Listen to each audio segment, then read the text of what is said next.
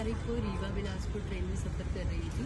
रीवा से वापस बिलासपुर आ रही थी तो रास्ते में कटनी स्टेशन के बाद कटनी स्टेशन के पहले आउटर में ट्रेन रुकी और एक अज्ञात व्यक्ति ने खिड़की से मेरा फ़ोन और पर्स छीनने की कोशिश की।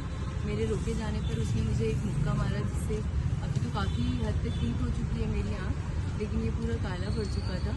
तो मुझे चोट भी लगी और बिलासपुर में कंप्लेन कराने पर मुझे थोड़ा सा बताया गया कि कंप्लेन आपको कटनी जाना पड़ेगा। तो फिर कंप्लेन नहीं लिखवाई, फिर मैं दुर्ग अपने होम टाउन आके मैंने कंप्लेन लिखवाई है और आज मैं एमएनसी के लिए, कल भी आई थी, कल संडे होने के कारण पूरा काम नहीं हुआ, तो आज एमएनसी के लिए दुर्ग जिला सरकारी हॉस्पिटल आई हूँ। तो एमएनसी हो गया, बस रिपोर्ट आनी बाकी है। लेकिन यहाँ का मुझे समझ में नहीं आ रहा है, प्रशासन पूरा हिला हुआ है। मैं कल रेलवे स्टेशन से जब मुझे एमएनसी के लिए जिला सरकारी हॉस्पिटल लाया गया तो भी ऑटो का खर्चा और यहाँ पर एमएनसी में जो क्या बोलते हैं एक्सरे के लिए पेमेंट जो करना था वो सब मुझसे ही लिया गया।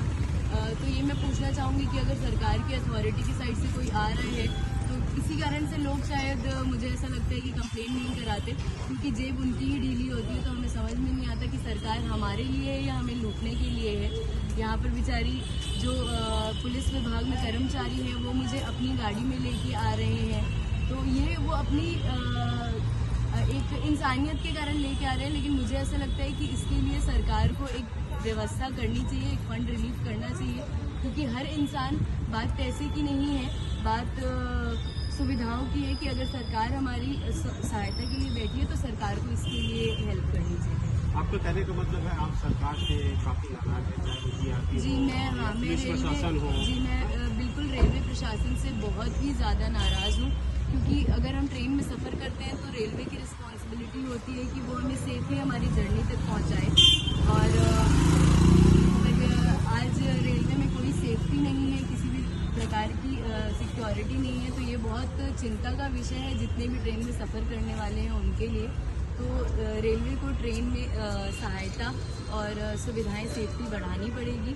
इसके लिए मैं सरकार से गुहार करती हूँ कि सुविधाएं होनी चाहिए, क्योंकि सरकार हमारे लिए है, हमारी मदद के लिए। आप जिस बोगी में बैठे थे क्या वहाँ पे और